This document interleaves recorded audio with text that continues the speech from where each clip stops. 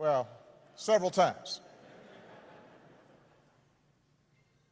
But he also got a taste of victory, and it consumed him with righteous purpose. And he took the battle deeper into the South. And that same year, just weeks after the Supreme Court ruled that segregation of interstate bus facilities was unconstitutional, John and Bernard Lafayette bought 2 tickets, climbed aboard a Greyhound, sat up front, and refused to move. This was months before the first official freedom rides. He was doing a test. Trip was unsanctioned.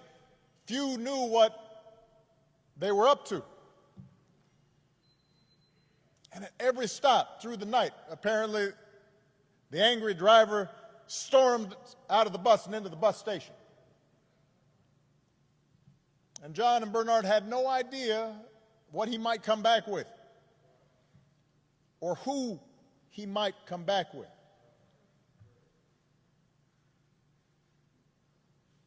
Nobody was there to protect them. There were no camera crews to record events.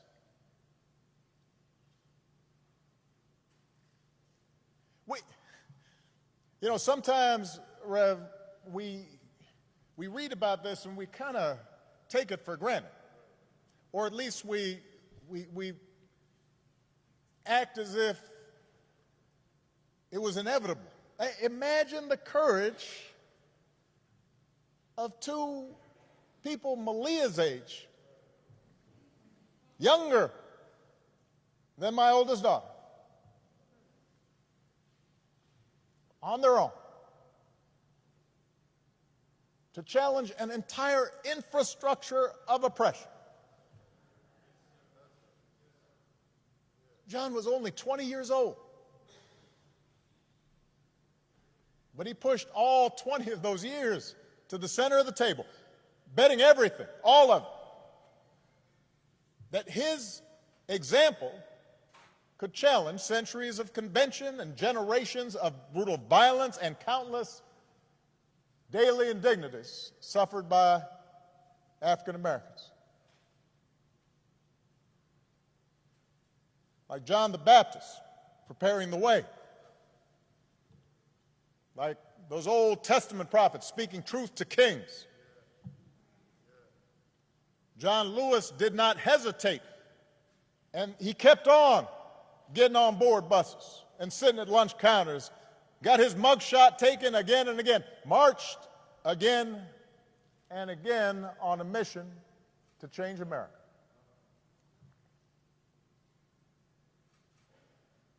Spoke to 250,000 people at the March on Washington when he was just 23. Helped organize the Freedom Summer in Mississippi when he was just 24. At the ripe old age of 25, John was asked to lead the march from Selma to Montgomery. He was warned that Governor Wallace had ordered troopers to use violence, but he and Hosea Williams and others led them across that bridge anyway. And we've all seen the film and the footage and the photographs. President Clinton mentioned the trench coat, the knapsack, the book to read, the apple to eat, the toothbrush. Apparently, jails weren't big on such creature comforts. And you look at those pictures, and John looks so young, and he's small in stature,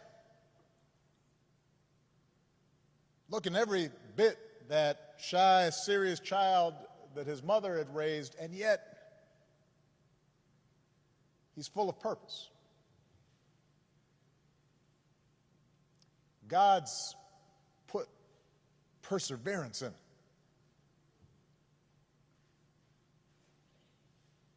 And we know what happened to the marchers that day. Their bones were cracked by billy clubs, their eyes and lungs choked with tear gas. They knelt to pray, which made their heads easier targets. And John was struck in the skull, and he thought he was going to die. Surrounded by the sight of young Americans gagging and bleeding and trampled. Victims in their own country of state-sponsored violence. And the thing is, I imagine initially that day, the troopers thought they'd won the battle.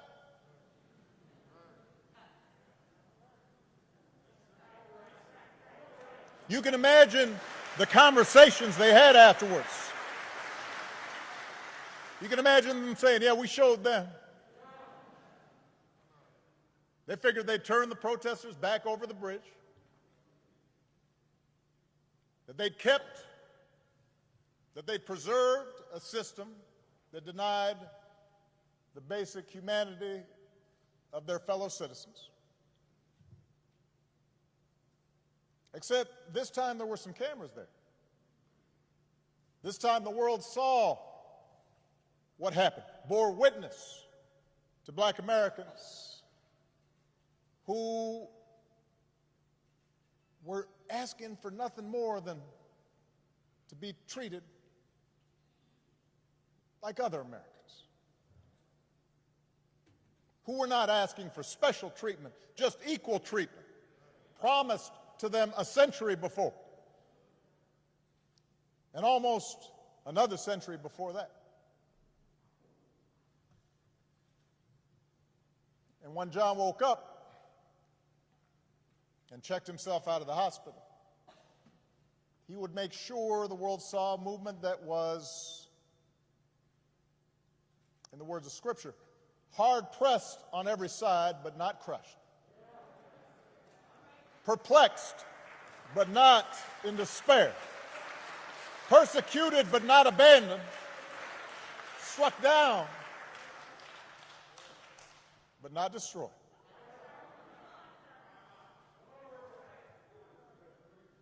So he returned to Brown Chapel, a battered prophet, bandages around his head. And he said, more marchers will come now. And the people came. And the troopers parted. And the marchers reached Montgomery. And their words reached the White House. And Lyndon Johnson, son of the South, said, we shall overcome. And the Voting Rights Act was signed into law. The life of John Lewis was in so many ways exceptional.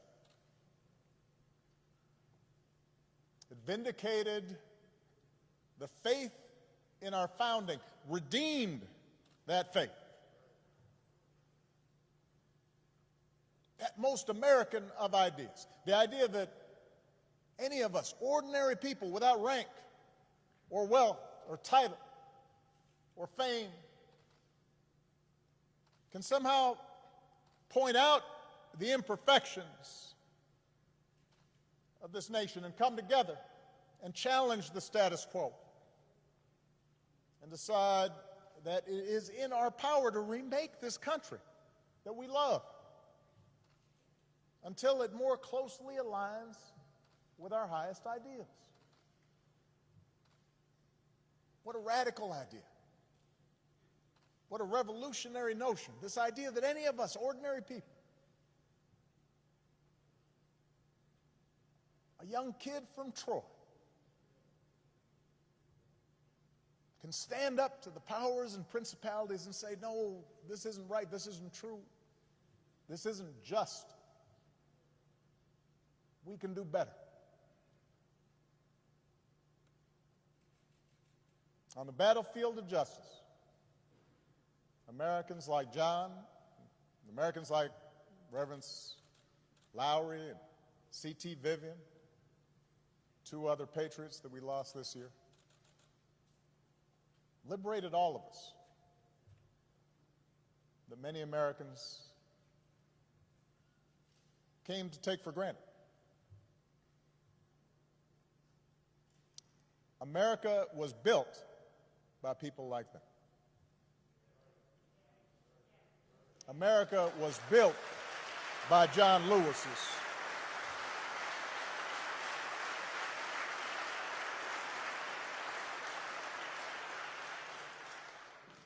He, as much as anyone in our history, brought this country a little bit closer to our highest ideals. And someday, when we do finish that long journey towards freedom, when we do form a more perfect union, whether it's years from now or decades or even if it takes another 2 centuries, John Lewis will be a founding father of that fuller, fairer, better America.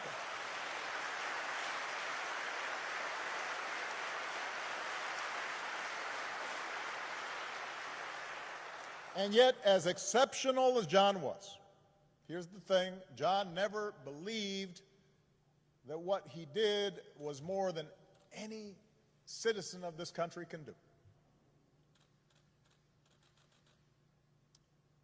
I mentioned in the statement the day John passed, the thing about John was just how gentle and humble he was.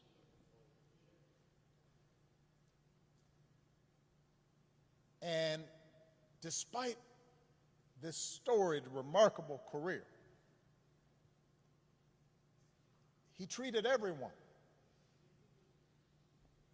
with kindness and respect because it was innate to him, this idea that any of us can do what he did if we're willing to persevere. He believed that in all of us there exists the capacity for great courage. That in all of us there's a longing to do what's right. That in all of us there's a willingness to love all people and to extend to them their God-given rights to dignity and respect.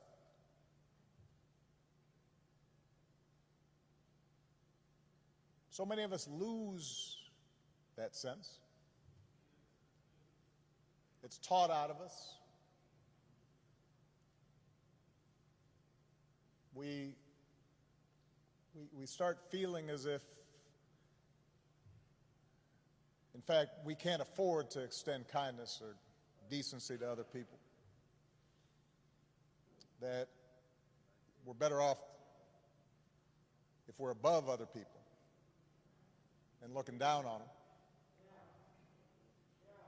And so often that's encouraged in our culture. But John always said, he always saw the best in us. And he never gave up and never stopped speaking out because he saw the best in us.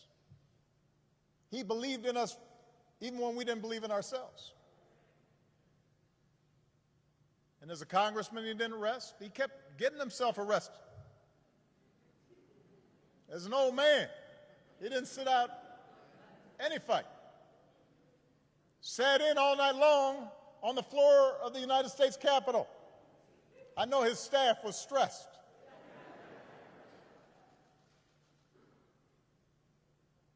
But the testing of his faith produced perseverance. He knew that the march is not over, that the race is not yet won, that we have not yet reached that blessed destination where we are judged by the content of our character. He knew from his own life that progress is fragile, that we have to be vigilant against the darker currents of this country's history, of our own history, with their whirlpools of violence and hatred and despair that can always rise again. Bull Connor may be gone, but today we witness with our own eyes police officers kneeling on the necks of black Americans. George Wallace may be gone, but we can witness our federal government sending agents to use tear gas and batons against peaceful demonstrators.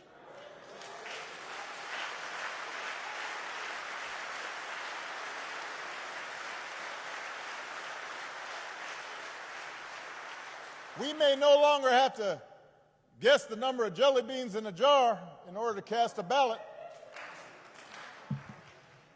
But even as we sit here, there are those in power who are doing their darndest to discourage people from voting by closing polling locations and targeting minorities and students with restrictive ID laws and attacking our voting rights with surgical precision, even undermining the Postal Service in the run-up to an election that's going to be dependent on mail-in ballots so people don't get sick.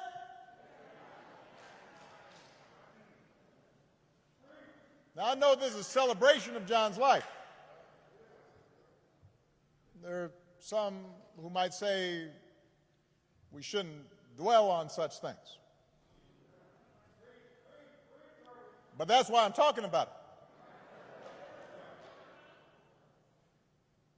John Lewis devoted his time on this earth fighting the very attacks on democracy and what's best in America that we're seeing circulate right now.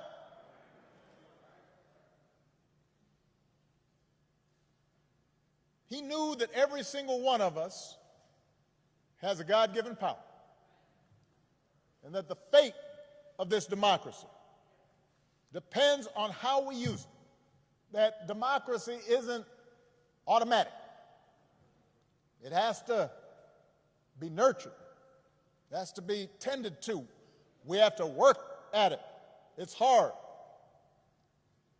And so he knew that it depends on whether we summon a measure, just a measure of John's moral courage to question what's right and what's wrong and call things as they are. He said that as long as he had a breath in his body, he would do everything he could to preserve this democracy. And as long as we have breath in our bodies, we have to continue his cause. If we want our children to grow up in a democracy, not just with elections, but a true democracy, a representative democracy,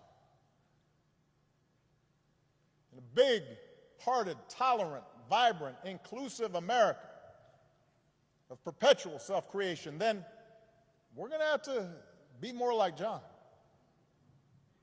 We don't have to do all the things he had to do because he did them for us, but we got to do something. As the Lord instructed Paul, do not be afraid. Go on speaking. Do not be silent, for I am with you, and no one will attack you to harm you, for I have many in this city who are my people. It's just, everybody's got to come out and vote. We got all those people in the city, but they can't do nothing. Like John, we've got to keep getting into that good trouble. He knew that nonviolent protest is patriotic, a way to raise public awareness and put a spotlight on injustice and make the powers that be uncomfortable. Like John, we don't have to choose between protests and politics. It's not an either-or situation. It's a both-and situation. We have to engage in protests where that's effective, but we also have to translate our passion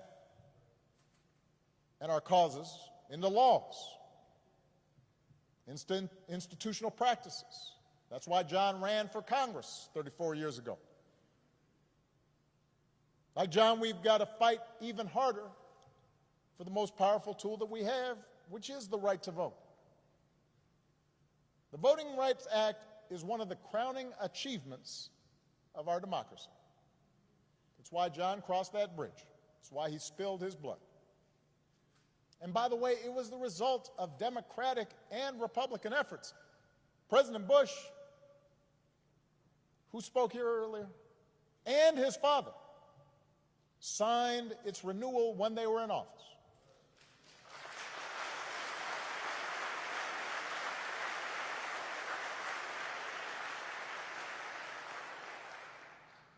President Clinton didn't have to because it was the law when he arrived, so instead he made a law to make it easier for people to register to vote.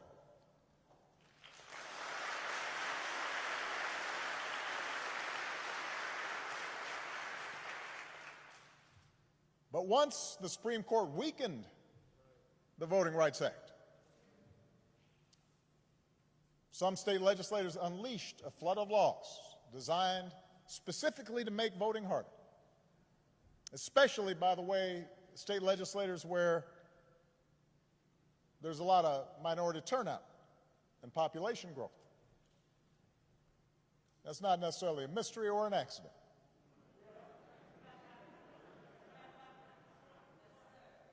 It was an attack on what John fought for. It was an attack on our democratic freedoms. And we should treat it as such. If politicians want to honor John, and I'm so grateful for the legacy and work of all the congressional leaders who are here, but there's a better way than a statement calling him a hero. You want to honor John? Let's honor him by revitalizing the law that he was willing to die for.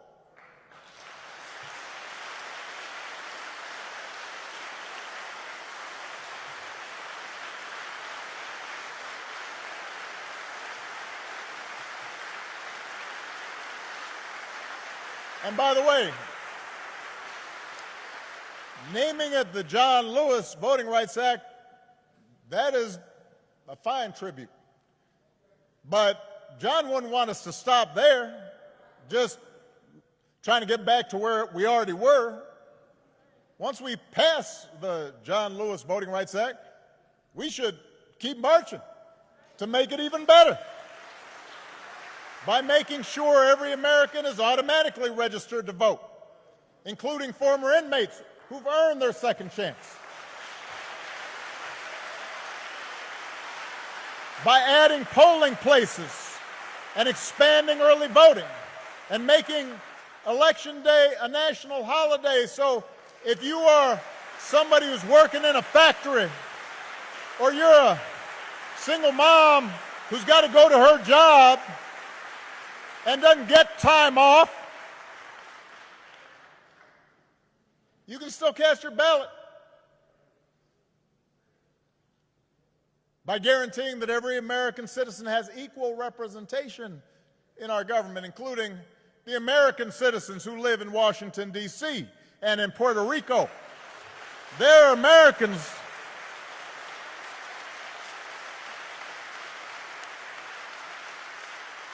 By ending some of the partisan gerrymandering so that all voters have the power to choose their politicians, not the other way around. And if all this takes eliminating the filibuster, another Jim Crow relic, in order to secure the God-given rights of every American, then that's what we should do. Now,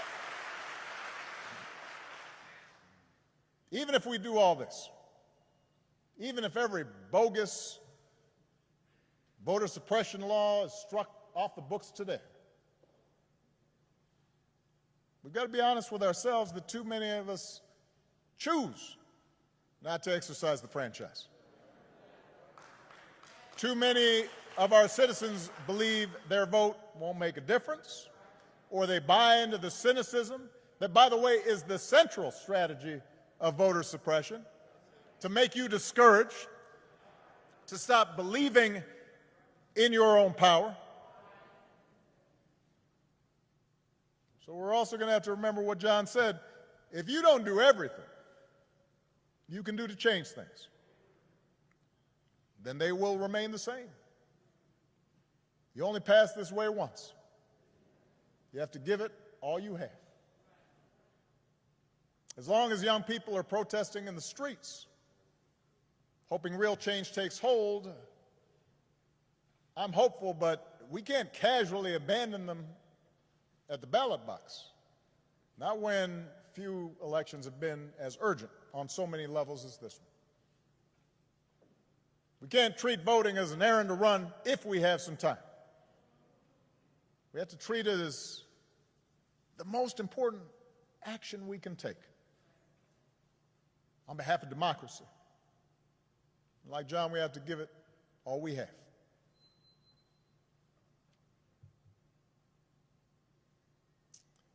I was proud that John Lewis was a friend of mine. I met him when I was in law school. He came to speak. And I went up and I said, Mr. Lewis, you are one of my heroes.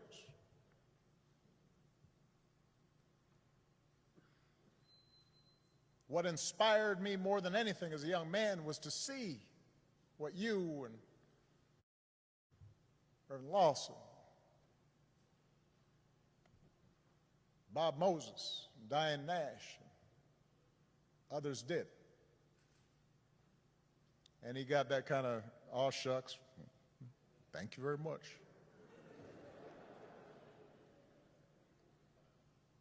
Next time I saw him, I'd been elected to the United States Senate. And I told him, John, I'm here because of you.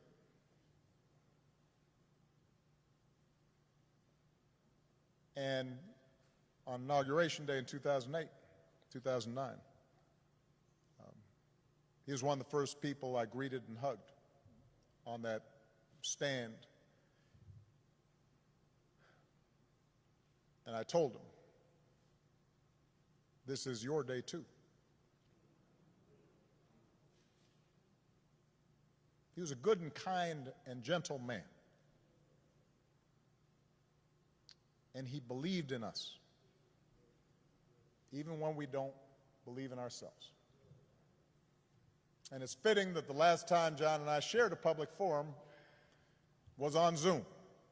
And I'm pretty sure neither he nor I set up the Zoom call because we didn't know how to work it.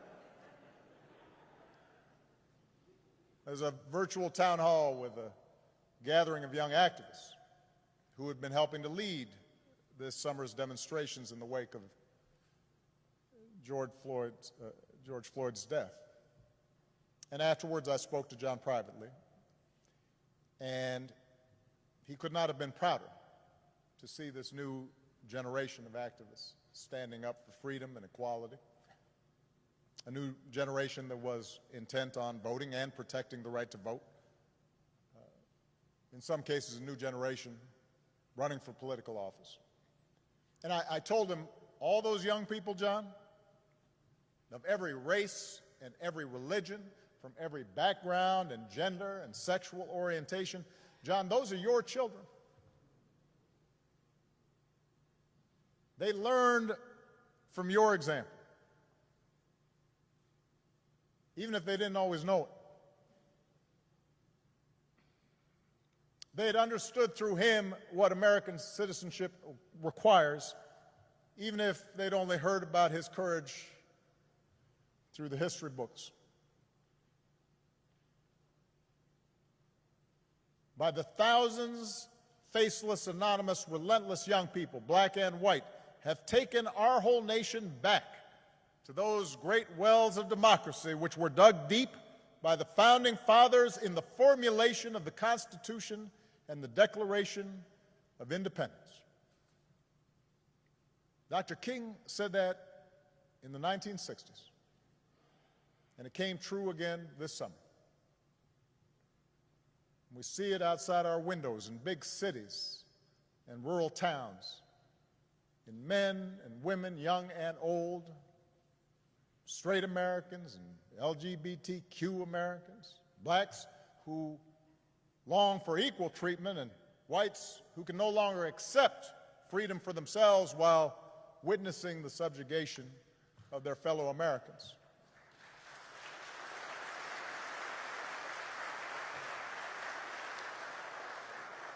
We see it in everybody doing the hard work of overcoming complacency, of overcoming our own fears and our own prejudices, our own hatreds. You see it in people trying to be better, truer versions of ourselves. And that's what John Lewis teaches us. That's where real courage comes from, not from turning on each other, but by turning towards one another, not by sowing hatred and division, but by spreading love and truth, not by avoiding our responsibilities to create a better America and a better world, but by embracing those responsibilities with joy and perseverance, and discovering that in our beloved community, we do not walk alone. What a gift John Lewis was. We are all so lucky to have had him walk with us for a while and show us the way. God bless you all. God bless America. God bless this gentle soul who pulled it closer to its promise. Thank you very much.